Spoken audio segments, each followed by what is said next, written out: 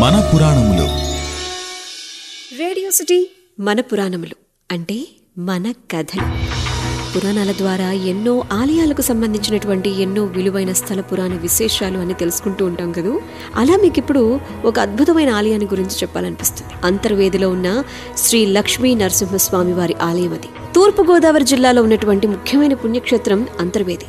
ఇక్కడ 3 పాయలుగా చీరినటువంటి గోదావరి నది పాయ వశిష్ఠ గోదావరి అంతర్వేదిలో వద్ద ఉన్నటువంటి బంగాళాఖాతంలో సంగమిస్తోంది. కాబట్టి అంతర్వేది త్రికోణాకారపు ఒక లంక దీవిలో ఉంటుందన్నమాట.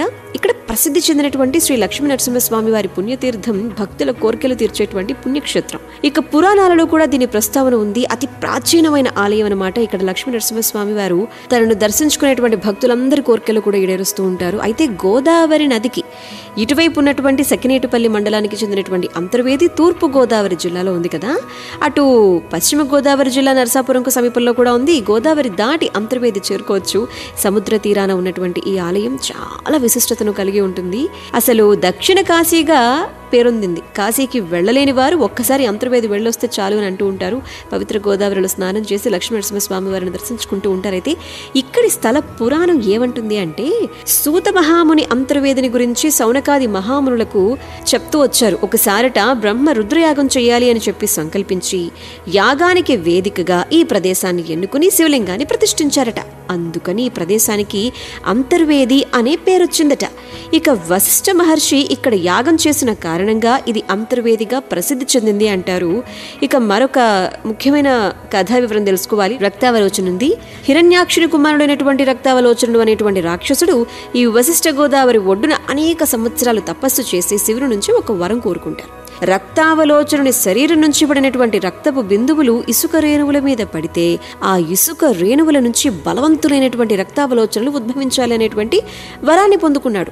మరి ఆ వర గర్వంతో యజ్ఞయాగాలు చేసేటువంటి బ్రాహ్మణుల్ని గోవుల్ని తెగ హింసించేవాడు. ఒకసారి విశ్వామిత్రునికి వశిష్ఠునికి జరిగినటువంటి ఒక సమరంలో రక్తావలోచనుడు విశ్వామిత్రుని ఆజ్ఞపై వచ్చి విభత్సం సృష్టించి వశిష్ఠుని 100 పుత్రులను సంహరిస్తాడు. వశిష్ఠ మహర్షి శ్రీ మహావిష్ణువుని ప్రార్థించగా విష్ణుమూర్తి లక్ష్మీ సమేతుడై నరహరి అవతారంతో రక్తావలోచనుని సంహరించడానికి రావడం జరుగుతుంది.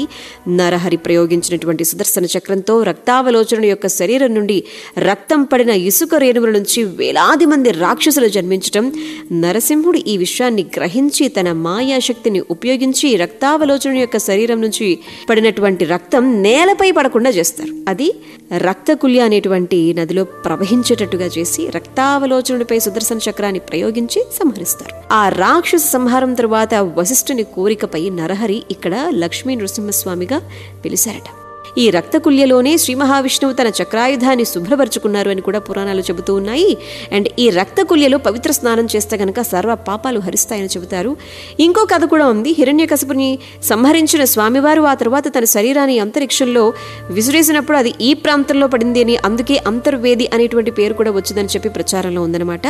ఇక త్రేతాయుగంలో శ్రీరాముడు సీతా సమేతుడై లక్ష్మణ హనుమంతులతో మరి ఇక్కడ వశిష్ఠాశ్రమాన్ని లక్ష్మీ నరసింహస్వామి వారిని దర్శించుకుని సేవించిన అక్కడే కొన్ని రోజులు నివసించినట్టుగా కూడా ఇక్కడ శిలాశాసనాల ద్వారా మనం తెలుసుకోవచ్చు అనమాట.